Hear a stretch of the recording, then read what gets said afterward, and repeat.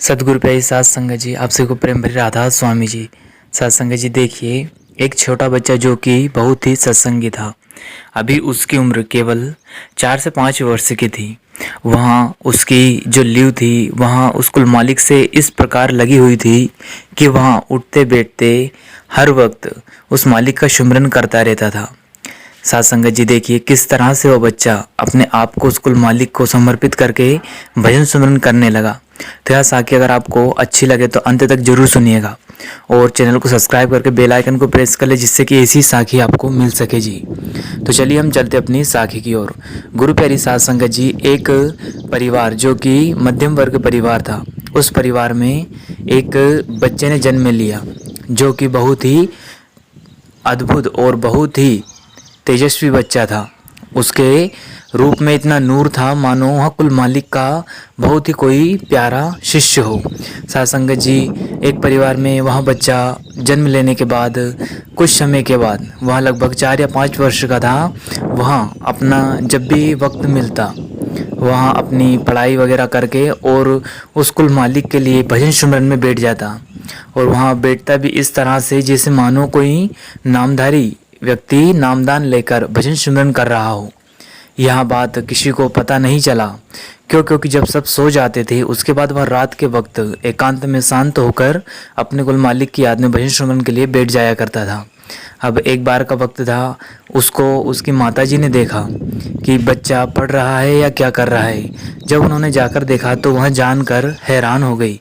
वह क्या देखती है कि रात के 2 या 3 बजे के करीब वह बच्चा अपने ध्यान के आसन में बैठा है और उस कुल मालिक का भजन सुमरन कर रहा है। अब उन्होंने देखा कि यहाँ कुछ पल के लिए शायद स्कूल में कुछ सिखाया होगा तो बैठ गया होगा। अब उन्होंने इंतज़ार किया सुबह 4 बजे तक। वहाँ बच्चा जो कि 2 बजे से बैठा था और सुबह के 4 बज गए, वहाँ अपने ध्यान साधना मग्न होकर उस कुल मालिक का भजन सुमरन कर रहा है। यहाँ देखकर उसकी माताजी बहुत ही प्रसन्न हुई और वहाँ बड़ी ही खुश होकर मन ही मन कहने लगी कि हे मेरे कुल मालिक, मेरे घर में कितना अच्छा पुत्र जन्मा है जो कि उस कुल मालिक की बंदगी अभी से करने लगा। शायद ही कोई पुराना सत्संगी होगा जो कि अपना भजन सुमरन अधूरा छोड़ गया। सात संगत जी देखिए, हम आपको इस साखी के माध्यम से समझाना चाहते हैं कि वह कुल मालिक जो कि हमें नामदान की बख्शिश करता है, उसके बाद चाहे हम उस पर अमल करें या ना करें, जो उन्होंने रास्ता बताया है, वह कुल मालिक हमें जरूर दया महर करके हमें आगे ले जाता है और इस दुनिया के आवागमन से मुक्त कर देता है। देखें, उसने तो हमारी उसी दिन से संभाल करनी शुरू कर दी है। अब यहाँ कमी हमारी है कि हम भजन सुमरन पे बैठते हैं या नहीं बैठते। ध्यान रखना, अगर घर में से कोई एक व्यक्ति भी भजन सुमरन में अपना पूरा वक्त दे दे तो घर के हर एक सदस्य की जिम्मेदारी वहाँ कुल मालिक स्वयं निभाता है। जिस प्रकार से वहाँ बच्चा एक छोटी सी उम्र में ही अपने भजन सुमरन में लग गया। अब यह क्या था, देखिए, वह कुल मालिक जब हमें नामदान की बख्शिश करता है और जब हमारा अंत समय आता है तो कोई भी यमराज या कोई भी दूध हमें लेने नहीं आते, वह कुल मालिक स्वयं हमें लेने आता है और उसके बाद वहाँ ऐसे दूसरे जन्म में हमें पहुँचा देता है जहाँ कि हम भजन सुमरन पूरा कर सके। और ध्यान रखना, बहुत सारे घर परिवार ऐसे रहते हैं जहाँ पे कोई 1-2 व्यक्ति सत्संगी होते हैं, बाकी से अगर कहो तो वह मना कर देते हैं। लेकिन ध्यान रखना, वह मना कर दे उनकी खुशी, आपको तो कभी सत्संग या भजन सुनने के लिए मना नहीं करते। तो आप जी को अपनी जिम्मेदारी निभाना है, वह मालिक सब संभाल कर लेगा।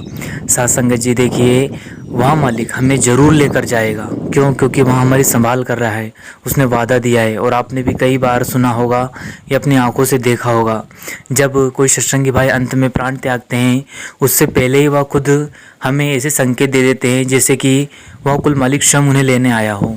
और हमारे साथ तो बहुत बार ऐसी घटना हुई है, हमने खुद हमारी आंखों से यहाँ कहते सुना है या देखा है कि मेरा कुल मालिक हमें लेने आ गया। तो वह सच्चा पातशाह, वह कुल मालिक हमारा अकाल पुरुष सतपुरुष ऐसा है जो कि हमें कभी भी नहीं विसारता, सिर्फ हमें उसे भूल जाते हैं। ध्यान रखना, जिसको नामदान मिला है वहाँ उस कुल मालिक को याद करे या ना करे, लेकिन वह उसे कभी नहीं भूलता। तो हम आपको अंत में यही कहना चाहते हैं कि आप जी अमृत वेले उठकर नित्य नियम से भजन सुमरन जरूर करें जी, और अपना कीमती वक्त भजन सुमरन में जरूर दे, जिससे कि वह कुल मालिक प्रसन्न होकर हमें इस आवागमन के चक्कर से मुक्त कर दे। और हमारी मुक्ति तो होना निश्चिंत है। जिस जिसको नामदान मिल गया है वहाँ आज नहीं तो कल वह कुल मालिक स्वयं उसे अपने साथ लेकर जरूर जाएगा। धन्यवाद। इसी के साथ अपनी वाणी को विराम देते हैं। फिर मिलते हैं किसी और वीडियो में। तब तक आप जी अपना और अपनों का ध्यान रखें। शुक्रिया जी।